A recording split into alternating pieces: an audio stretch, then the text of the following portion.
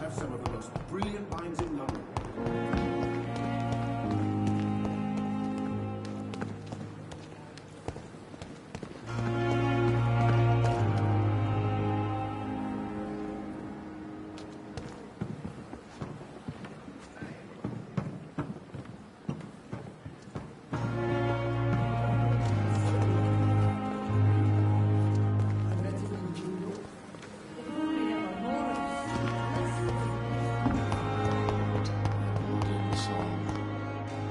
Yes, Doctor?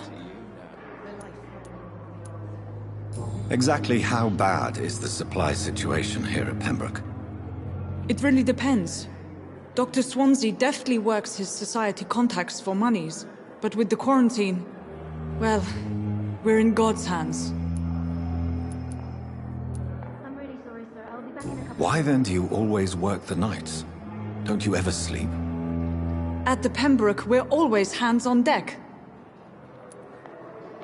Lack of sleep and the medical profession always ends in disaster. I've witnessed many a colleague succumb to stimulants to fight exhaustion. Drugs were as deadly as bullets in the trenches. London's trenches start here at Pembroke Hospital. We are on the front line, make no mistake. Your dedication to the Pembroke does you credit, Nurse Crane, but when do you sleep? We staff get our sleep when we can, Doctor. Nursing is a vocation, not the labor of a journeyman. Please, could you point me in the direction of the morgue again? It's the large boarded-up building behind the hospital. You can't miss it. The key I gave you will open the small back door to it. That's all for now, Nurse Crane.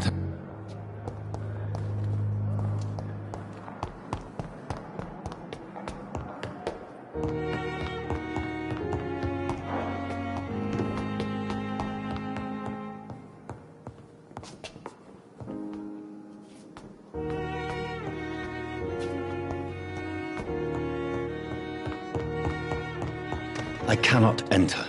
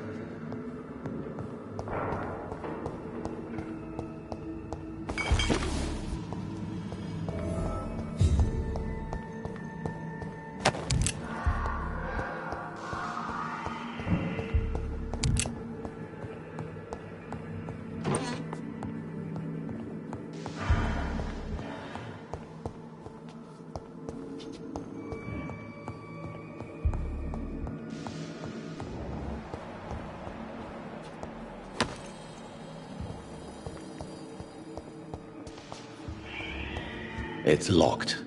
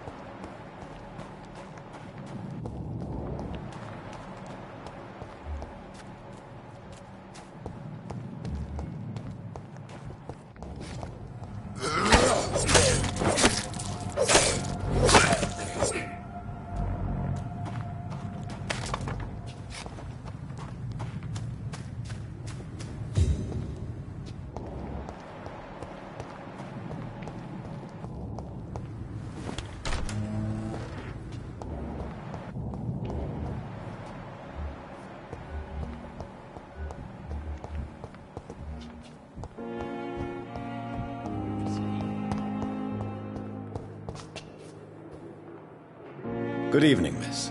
You're you... Well...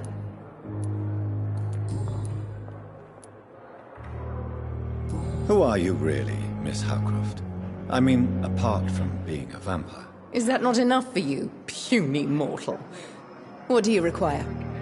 Proof of my powers? I'm curious to know who you were before becoming a vampire. No, it was such a long time ago, I don't remember. Centuries of unholy life can have strange effects on one's minds, you see?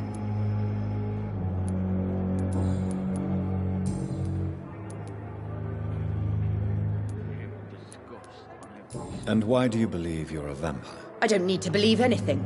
It is what I am. It is what I feel within this hollow shell of flesh. Please, describe to me how you feel. What is it like to be a vampire? I can hear my body crumble from the inside as my flesh cracks and fades. I sense the last pulse of postulant blood within my drying veins. I need new blood. I see.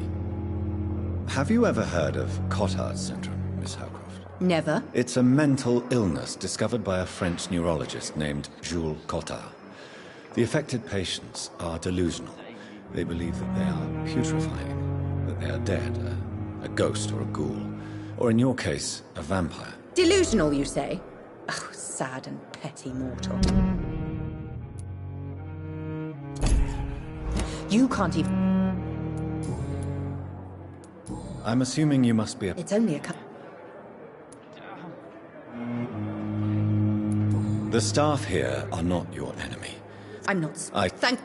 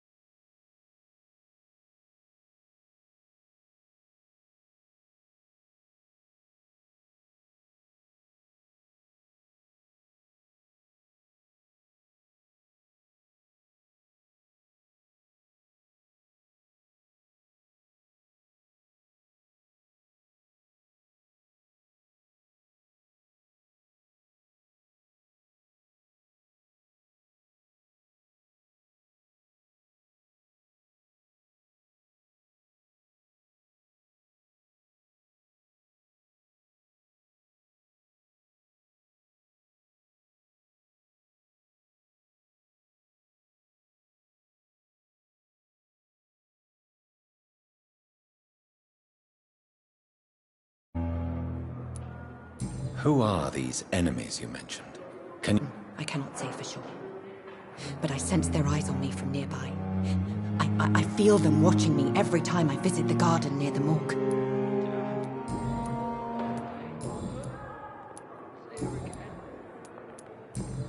I'll leave you. Time has lost its effect on me, but the suffering continues.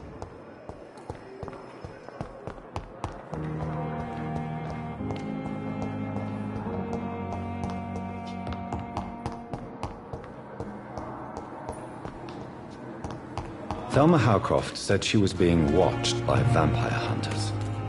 Where are they hiding? I should investigate.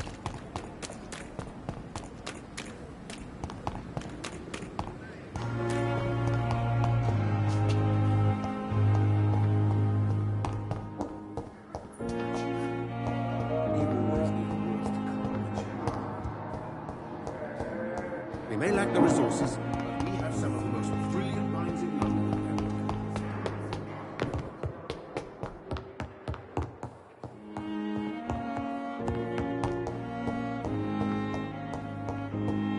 It's locked, all right.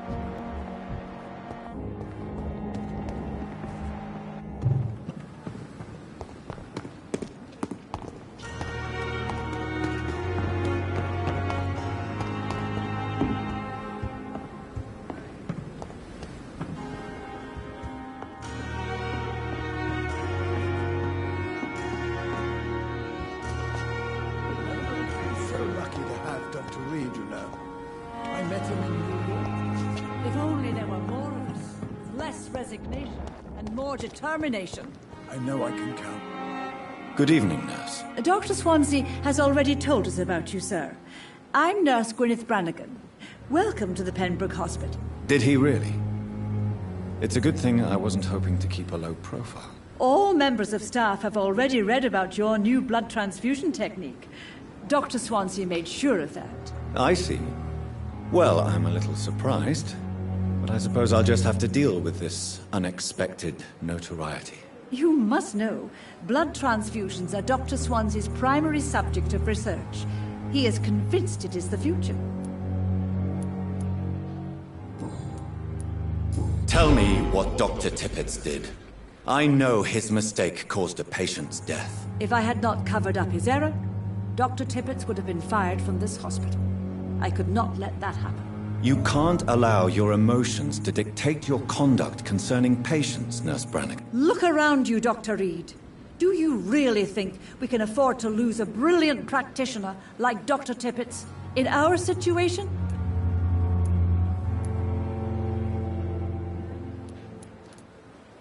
To clear Dr. Tibbets' name must be the decision of Dr. Swansea. You can't take matters into your own hands. I respect Dr. Swansea's authority and management, but he's no idea what happens here on a daily basis. I did what I had to do.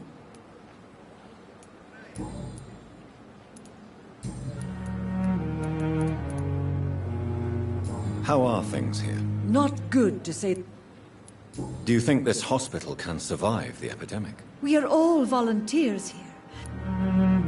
An invisible enemy. Quite a poetic term for a disease, especially from a nurse. Sorry, Doctor. These last few weeks have been exhausting. We could all do with a good night's sleep. I'm not familiar with all the staff yet. Brilliant Most... It... Nurse Branigan, if you do know something, please tell me. Anything you say will be held in confidence. No. I may disagree with some conduct, but in the end, everybody is doing their best. Is there anyone that stands out? Well,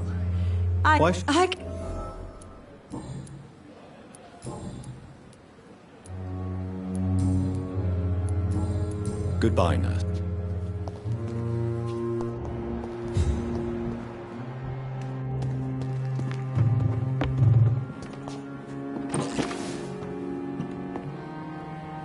Good evening. So it is true. Do we actually...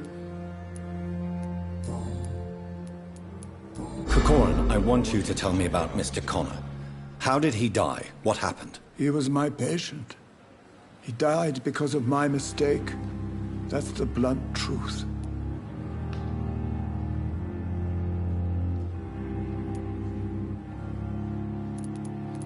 Who was this patient? I don't know. Some sick man from the docks, maybe a fisherman. I had no time to talk with him. No one claimed a body. Why not stop practicing? Are you mad? I killed that man, I admit it, and it won't happen again. I have saved so many lives since then. What was the nature of the mistake? It was a twofold error. My diagnosis was wrong, and the administered dosage was too strong.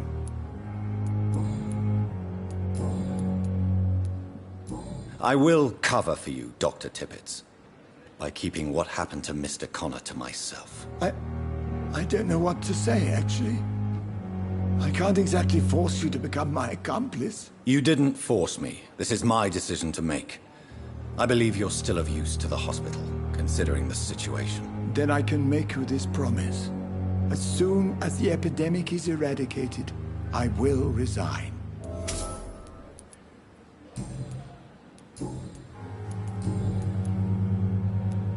What will you do after your resignation? Do you have a plan? I always fancied visiting Cyprus. Such a beautiful island. I could buy a house there, by the sea. Read poetry, and wait for death.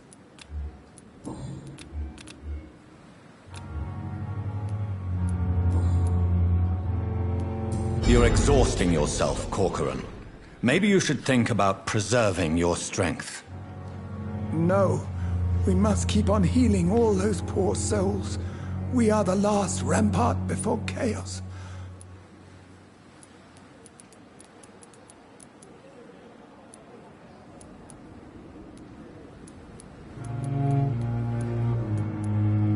Nurse Branigan is worried about you, Doctor. She should not have told you that. I will have a word with her. You don't have to blame her for her honesty.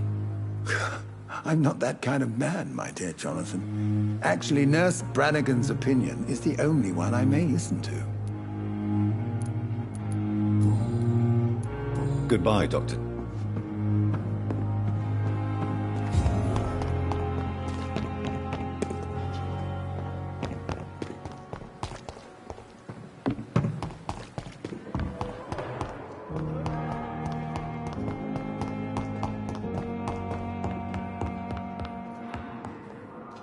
Finally, you've returned, Doctor. Did you find anything of value? Yes, Nurse. You've worked your first miracle, Doctor. Now, this patient here needs immediate treatment. Duty calls. When the storm has passed, I'll show you how to mix the remedy yourself with the same basic ingredients. Many thanks, Doctor. When you've finished, you ought to report to Dr. Swansea in his office. He's been looking for you. Seemed pressing. As for me, what a blundering idiot. Good evening, sir.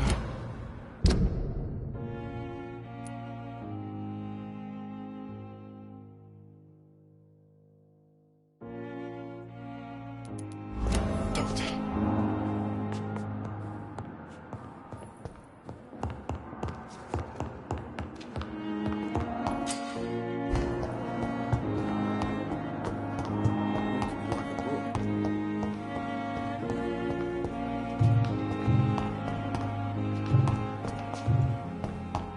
I'm so tired. Will this shift never end?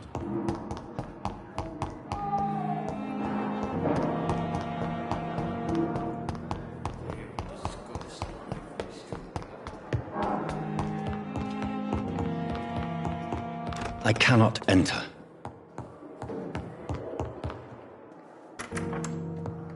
Please, Jonathan, come in.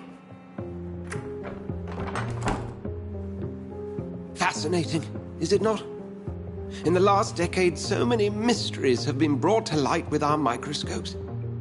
The human body, biology's penultimate frontier. The more we explore its boundaries, the less we're able to trace a clear line between life and death. You, my friend, have a foot in both countries. The view must be vertiginous. It's at least as vertiginous as chatting about vampires with you, I would say.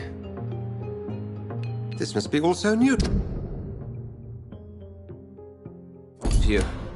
This area of town, the hospital, a brand new life. How stimulating it must be. I wish I could... I cannot.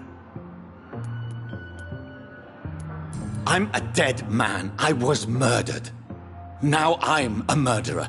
Tell me how this is a gift. Forgive me. I've been an admirer of your work for a long time, and now you are so much more than a brilliant physician. And please, call me Edgar.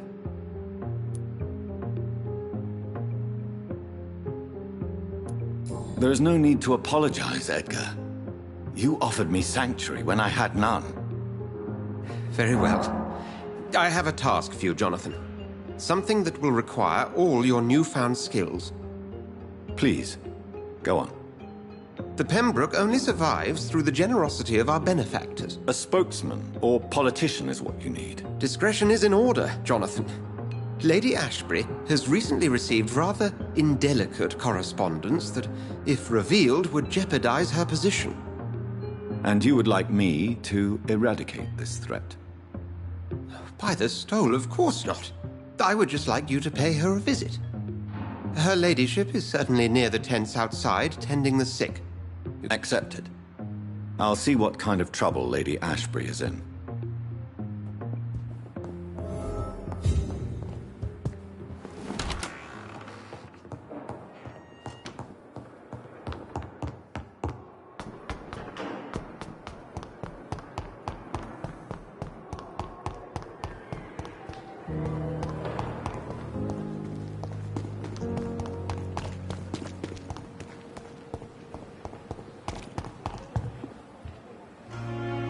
flu took my dear wife, Emily. I take comfort knowing we'll soon be together again. Mr. Rainfield, that's no way to talk. You're in good hands here, and we'll be up again soon enough.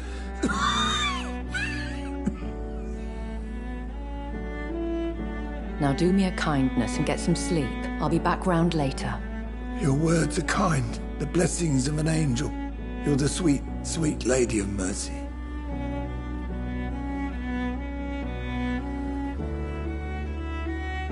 Good evening, Dr. Reed. It's a pleasure to see you again. You seem surprised.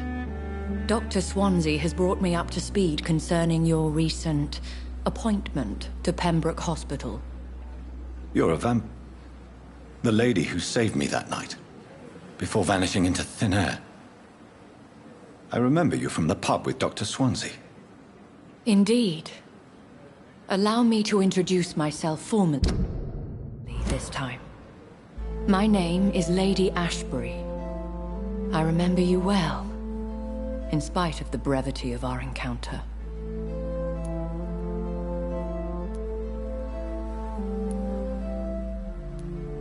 Apologies. You've taken me by surprise. I'm very happy to see you. The pleasure is mine, Doctor. I hope you're more disposed to answer my questions now. You must have countless questions, but our rather urgent matter first. Swansea has explained. My cover, if you prefer, has been compromised.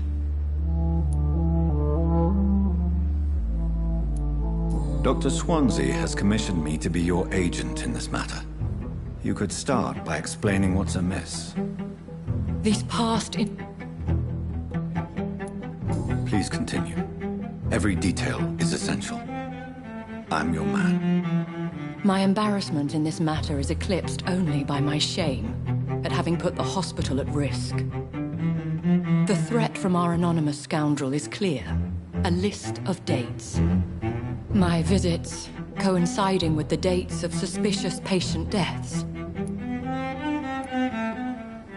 Is it true? Now aren't you the blunt one?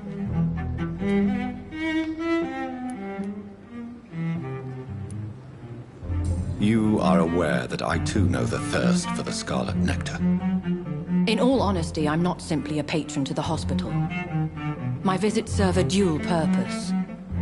Dr. Swansea has been treating my condition with a revolutionary technique of blood transfusion. It seems you are a specialist in the domain. I'll take care of it. Do you know where I should start? If that was the case, I'd settle the matter myself. You could talk to our local gossip, Harriet Jones. Not a pin drops here without her hearing about it. I'll meet that woman now. My life, as others know, is in your hands, Dr. Reed. I'm sure of your discretion, but I do fear your powers of persuasion will be put to the test. When this is resolved, I'll be your obligé. I'll answer all questions in regards of your condition.